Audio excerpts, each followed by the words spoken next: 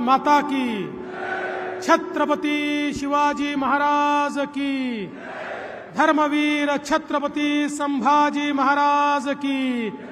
जय भवानी, जय भवानी। भगवान बिरसा मुंडा की, भगवान बिरसा मुंडा की। जय सेवालाल, जय सेवालाल। आजच्या या सभेमध्ये मंचावर उपस्थित असलेले आपल्या पक्षाचे ज्येष्ठ नेते आणि मंत्री आदरणीय श्री प्रल्हाद सिंह पटेल जी,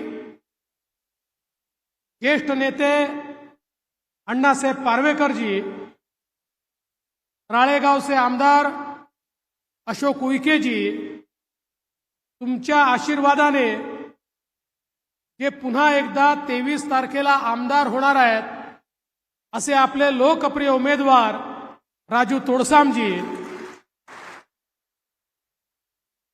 या ठिकाणी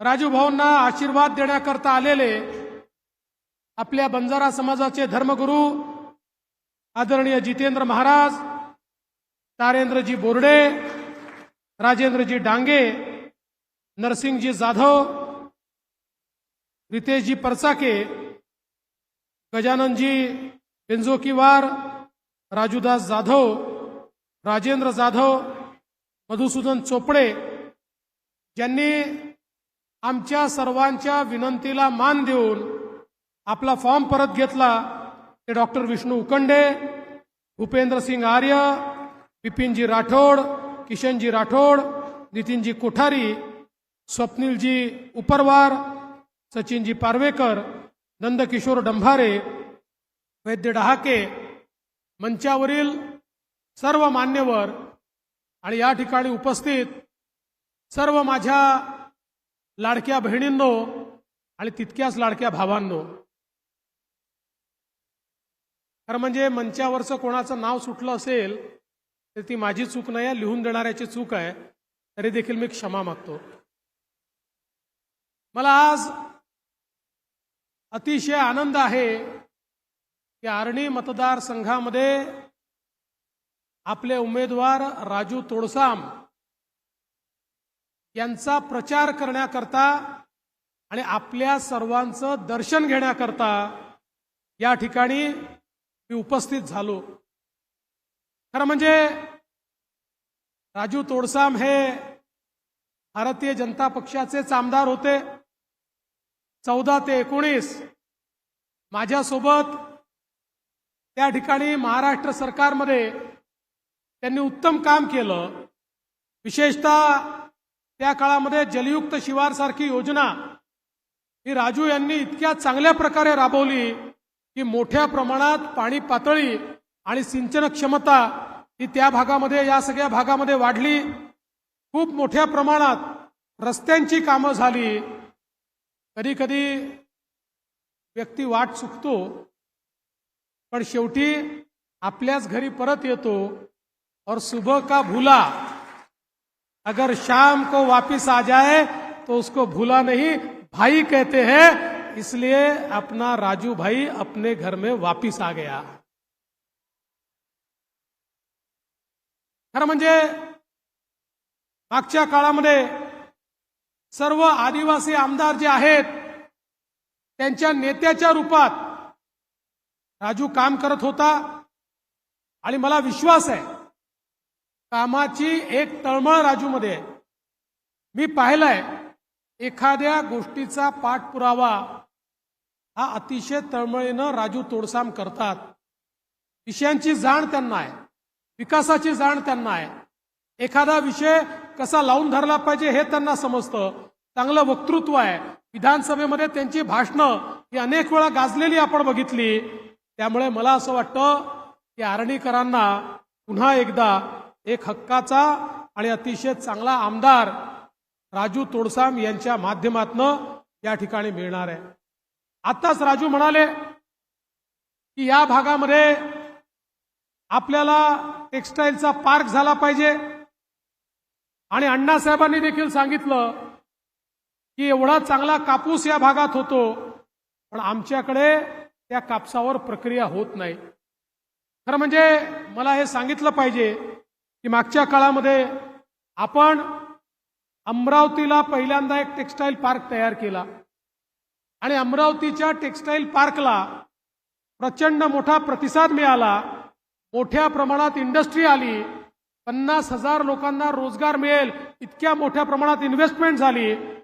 आणि आता तर केंद्र सरकारने एक नवीन टेक्सटाईल पार्क परत त्या ठिकाणी दिला, जवळपास ज्या माध्यमातून आमच्या विदर्भातल्या 10 लाख लोकांना रोजगार मिळू शकेल अशा प्रकारचा पार्क आज त्या ठिकाणी तयार होतोय. पण राजूभाऊ चिंता करू नका, मी तुम्हाला अमरावतीला जा असं म्हणणार नाही.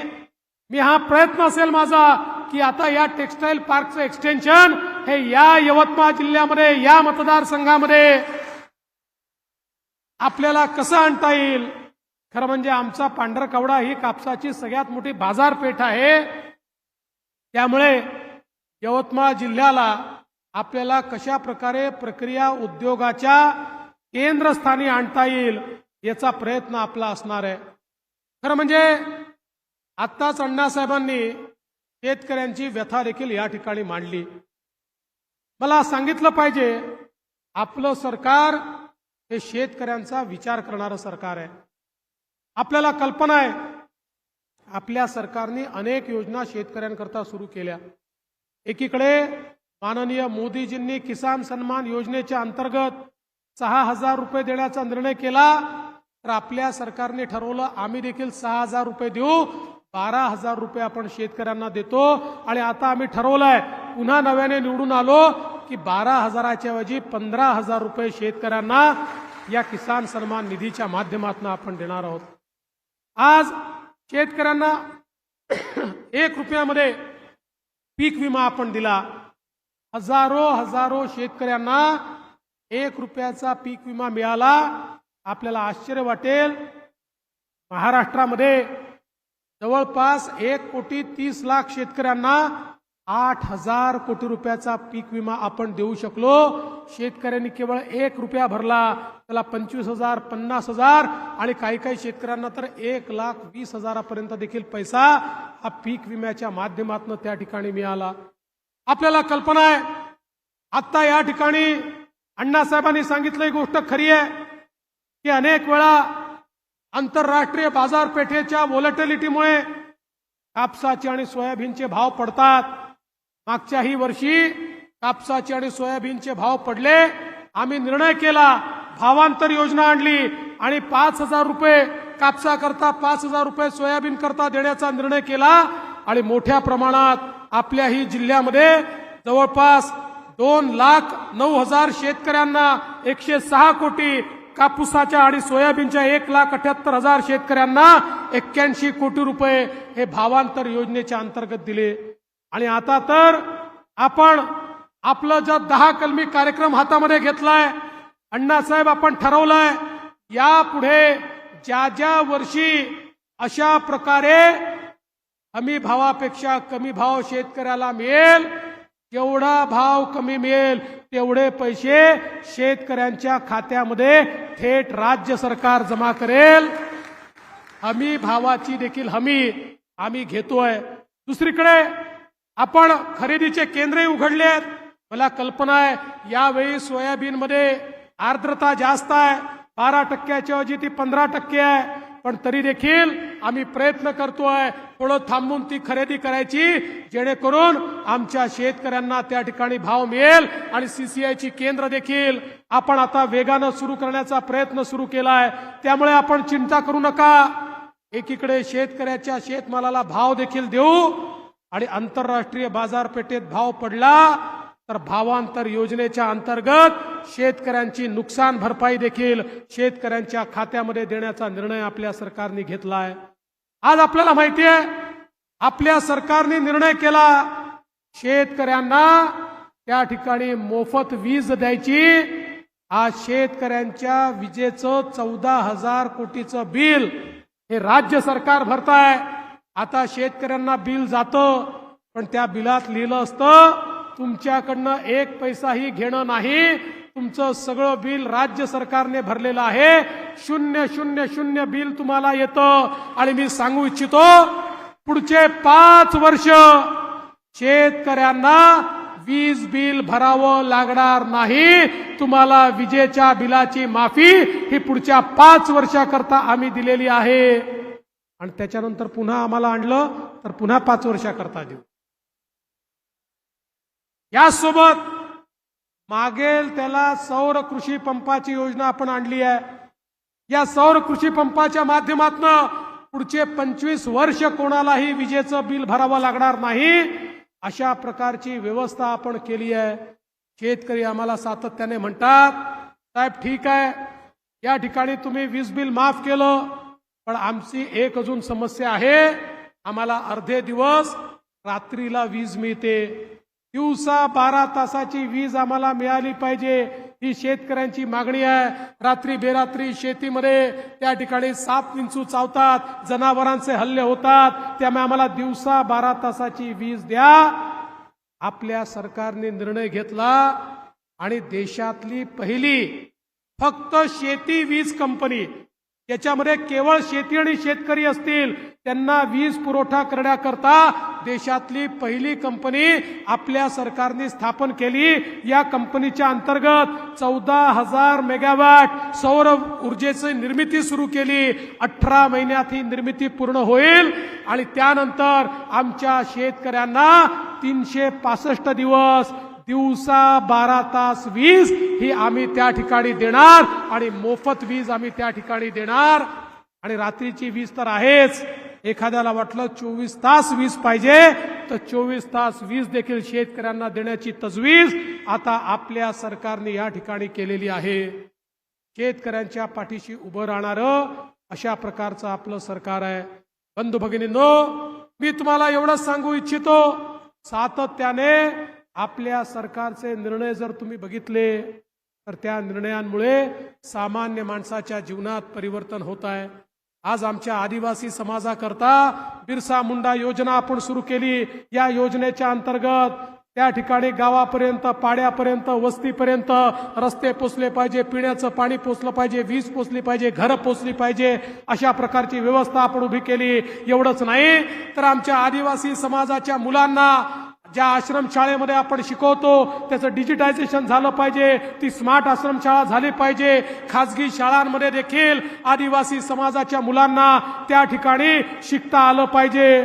आमचे अशोक उईकेजी ज्यावेळेस मंत्री होते त्यावेळेस अनेक निर्णय आम्ही घेतले आणि त्या माध्यमातून मोठ्या प्रमाणात आदिवासी समाजाच्या मुलांकरता योजना सुरू केल्या. दलित समाजाच्या मुलांकरता योजना सुरू केल्या. ओबीसीच्या मुलांकरता योजना सुरू केल्या.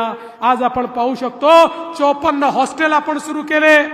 ओबीसीच्या मुलांकरता 54 हॉस्टेल आपण सुरू केले. त्या हॉस्टेलच्या माध्यमातून आज शिकण्याचं दालन हे आपण सुरू केलं. आणि एवढंच नाही तर आज मोठ्या प्रमाणात आमच्या बंजारा समाजाकरता सेवालाल महाराज रस्ते जोड योजना सुरू केली. तांडा समृद्धी योजना सुरू केली. या योजनेच्या अंतर्गत प्रत्येक तांड्यावर मूलभूत सोयी करता आपण निधी उपलब्ध करून दिला. 4,000 कोटी रुपयाचा निधी हा आज तांड्यावर गेलेला आहे आणि तांड्याचं चित्र देखील बदलत आहे. हे आपल्या सरकारनं करून दाखवलं. आणि एवढंच नाही तर आमच्या बंजारा समाजाची जी काशी आहे, पोहरागड, पोहरादेवी, त्या ठिकाणी इतकी सरकार आली पण कधी काम झालं नाही. मात्र आपल्या सरकारने त्याचं चित्र बदलवून दाखवलं. आज त्या ठिकाणी नंगारा म्युझियम पाहण्याकरता देशभरातनं लोक येतील अशा प्रकारचं सुंदर म्युझियम तयार झालं.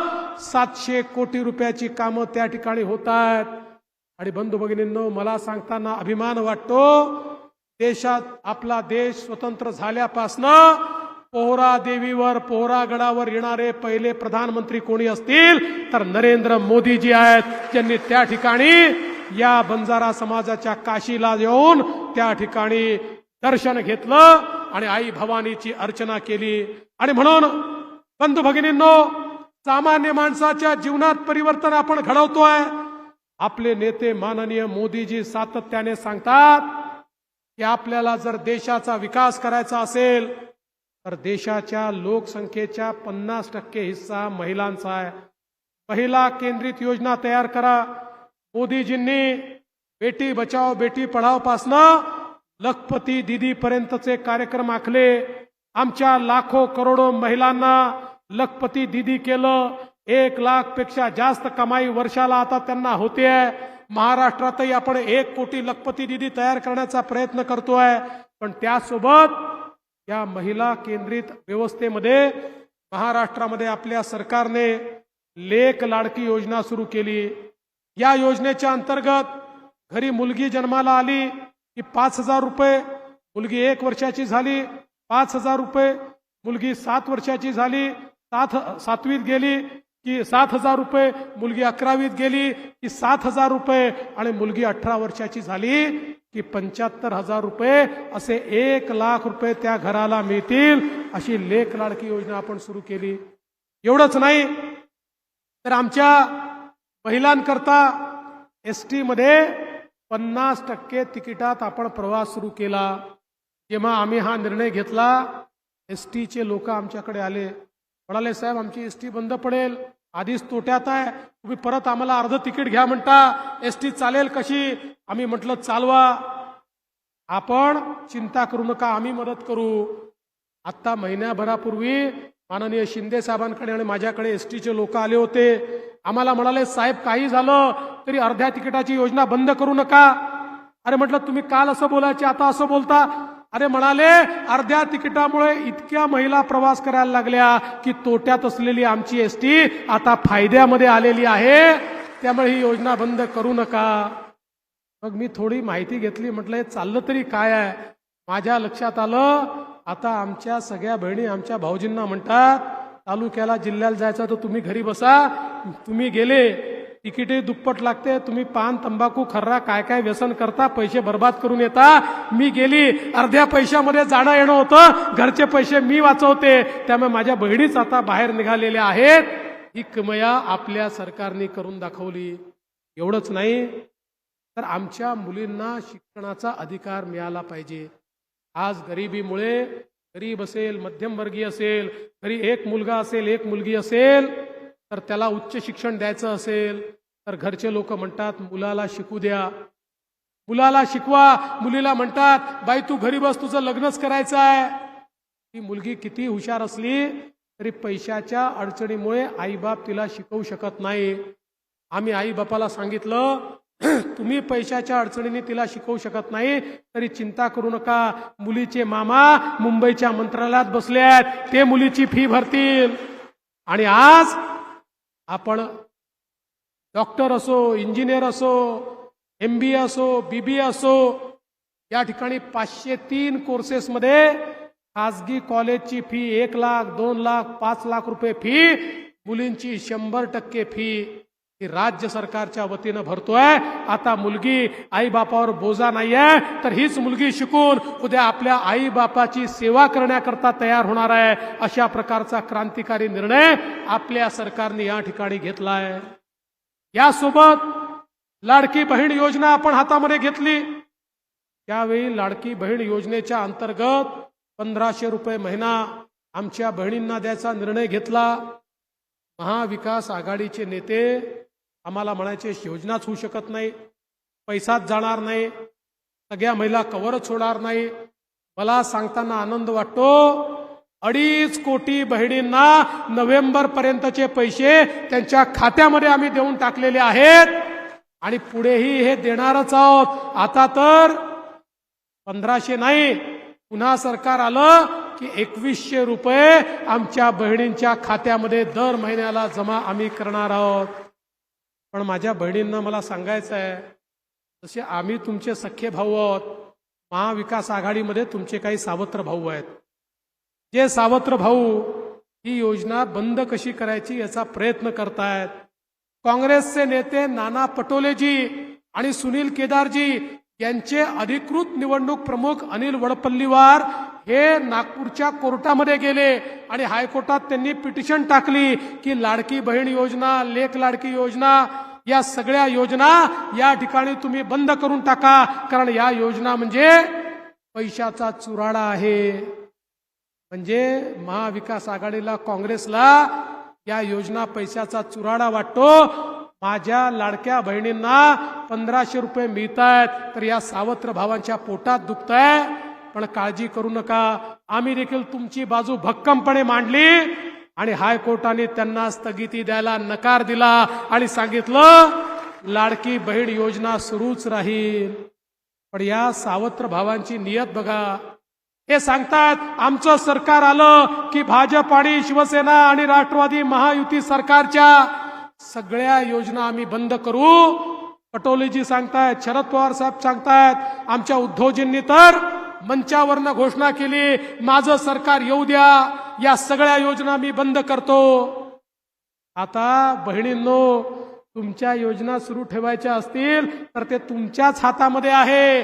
तुम्ही राजू तोडसामला निवडून दिलं की तुमच्या योजनेकरता हात वर करणारा विधानसभेमध्ये असेल, अन्य कोणी गेला तर तुमची योजना थांबवण्याकरता हात वर करणारा विधानसभेत असेल. आणि लाडक्या बहिणींना याकरता सांगतो की भाऊजीचे मते त्यांच्या हाती असतात. त्यांनी जर जेवणच दिलं नाही तर भाऊजी जातील कुठे. त्याच्यामुळे लाडक्या बहिणींना आणि लाडक्या भावांना या ठिकाणी आपल्या योजना जर सुरू ठेवायच्या असतील तर निश्चितपणे आपल्या सर्वांना हा निर्णय करावा लागेल आणि पुन्हा एकदा राजू तोडसामला निवडून द्यावं लागेल. आज या निमित्ताने मला सांगायचंय, इतक्या मोठ्या प्रमाणात वेगवेगळ्या प्रकारची कामं आपण या ठिकाणी करतो. इरिगेशनची कामं मोठ्या प्रमाणात चाललेली आहेत. खरं म्हणजे आपल्या सरकारने एक महत्वाचा निर्णय घेतला आणि त्यामध्ये नदी जोड प्रकल्प आपण करतो. हे देखील देशातला एक अजूबा आहे. या विदर्भामध्ये गोसीखुर्दच्या खालून 62 TMC पाणी समुद्राला वाहून जातं. आम्ही म्हटलं हे जर पाणी नागपूर, वर्धा, अकोला, यवतमाळ आणि वाशिम आणि बुलढाणा या सगळ्या भागामध्ये आपण नेऊ शकलो तर दुष्काळ कायमचा संपेल. आणि म्हणून आपण वैनगंगा, पैनगंगा, नळगंगा असा नदी जोड प्रकल्प हातामध्ये घेतला. 550 किलोमीटरची नदी नव्याने तयार करतो आहोत आणि त्या माध्यमातून या आपल्या जिल्ह्यांमधले 10 लाख एकर जमीन ही ओलिता खाली येणार आहे, तिला इरिगेशन मिळणार आहे आणि विदर्भातनं दुष्काळ कायमचा हद्दपार होणार आहे. अशा प्रकारची योजना आपण हातामध्ये घेतली. आपल्याला विकास करायचा आहे, पण आपल्या विकासाला मानवी चेहरा देखील आपल्याला द्यायचा आहे. आणि म्हणून सातत्याने चिमटा धरण असेल, निम्न पैनगंगा असेल, या संदर्भात एक भीतीचं वातावरण असतं. आमची गावच्या गावं विस्थापित होतील अशा प्रकारचा विचार असतो. त्यामुळे खूप मोठ्या प्रमाणात त्या ठिकाणी विरोध देखील होतो. आम्हाला हे समजतं 90-90, 100-100 गावं उचलून प्रकल्प करणं सोपं नाही आहे. आणि म्हणूनच मागच्याच 3 महिन्यापूर्वी मी स्वतः विधानमंडळामध्ये एक बैठक घेतली आणि त्या बैठकीत सांगितलं या गावं आपल्याला विस्थापित करता येणार नाही. नवीन पर्याय शोधून काढा की ज्याच्यामध्ये बंधारे बांधून किंवा वेगवेगळ्या पद्धतीने पाणी कसं थांबवता येईल. पण गावं विस्थापित करून आपल्याला अशा प्रकारचे प्रकल्प करायचे नाहीत. त्यामुळे आपल्याला सांगतो चिंता करू नका, या गावांना विस्थापित आम्ही करणार नाही, त्याला विस्थापित आम्ही होऊ देणार नाही. कोणाचं जल जमीन जंगल हे त्या ठिकाणी छिनून घेणारं आपलं भारतीय जनता पक्षाचं आणि शिवसेना राष्ट्रवादी युतीचं महायुतीचं हे सरकार नाही. आणि म्हणून मी तुम्हाला एवढंच सांगण्याकरता आलो आहे, खूप परिवर्तन आम्ही करतो. परिवर्तनाची सुरुवात झाली आहे. या ठिकाणी मोठ्या प्रमाणात कामं चालली आहेत, पण आवश्यकता आहे तुमच्या आशीर्वादाची. कारण आपण बघितलं 2019ला सरकार आलं, पण त्या ठिकाणी आपल्या मित्रांनी धोका केला. त्यामुळे 2.5 वर्ष वेगळं सरकार होतं. त्या 2.5 वर्षामध्ये महाराष्ट्रातले सगळे प्रकल्प थांबवण्याचं काम त्यांनी केलं. महाराष्ट्राला अधोगतीला नेण्याचं काम त्यांनी केलं. पुन्हा आपलं सरकार आलं. 2.5 वर्षामध्ये आम्ही 2020ची मॅच खेळलो आणि इतक्या मोठ्या योजना तुम्हाला दिल्या. तुमचा आशीर्वाद पुन्हा मिळाला तर मी तुम्हाला सांगतो तुमच्या आशा आणि आकांक्षा पूर्ण करण्याचं काम मी करेन आणि राजू तोडसामच्या पाठीशी पूर्ण ताकदीने मी उभा राहीन. एवढंच या निमित्ताने सांगतो आणि माझं बोलणं संपवतो. धन्यवाद. जय हिंद, जय महाराष्ट्र.